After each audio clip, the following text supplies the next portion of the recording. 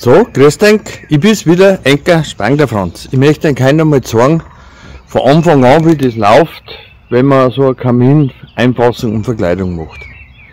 Ich habe jetzt quasi das Auto gelohnt, da habe ich jetzt Verkleidung gemacht, Einfassung, Werkzeug, was ich vermute, was ich brauche. Das ist aber ein Problem. Kurze Leitern brauche ich da, weil da steht ein Christus, aber ich brauche auf dem Dach noch Dachleitern, dass ich gehen kann, weil das ist recht steil, das werdet ihr dann nicht noch sehen.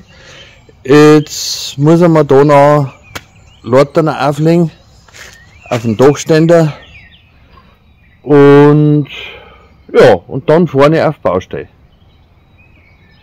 Ja, was ich noch sagen wollte, weil zur Zeit kommt das ja so auf, dass an die SUVs die Luft auslassen, an die Reifen.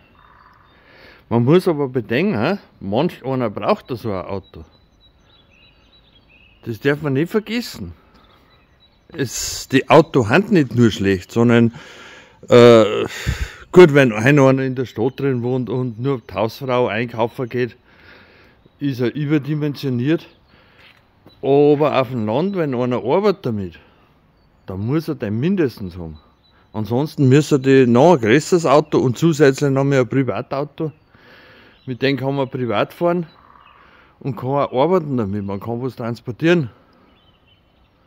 Das darf man nicht übersehen. So, jetzt haben wir ein wenig angerichtet.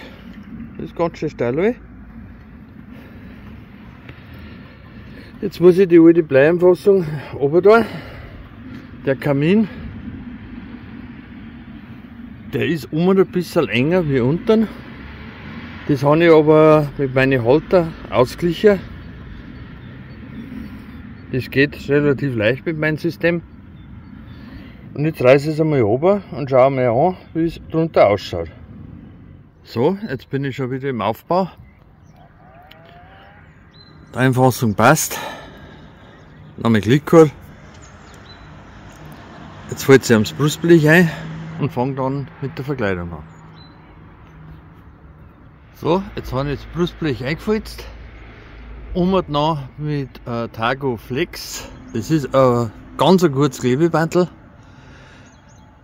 Abdicht, das pickt wie der Teufel.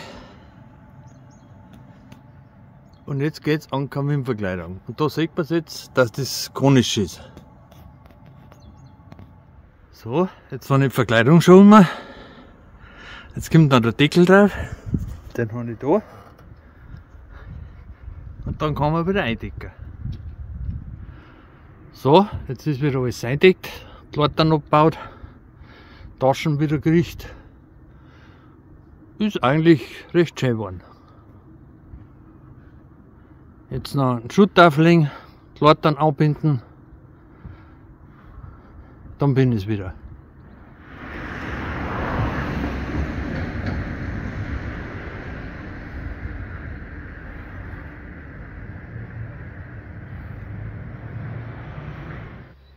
So, am nächsten Tag habe ich dann das Auto angeräumt, weil da war ich schon so fertig, habe ich nicht mehr anräumen können. Jetzt habe ich es am nächsten Tag angeräumt, die Leitern noch oben, am Bauschutt, dass die Ladeflächen wieder leer wird. Blechreste. Das gehört alles dazu. Weil sowas zeigt euch sonst keiner. Sowas zeigt euch nur der Spangler Franz.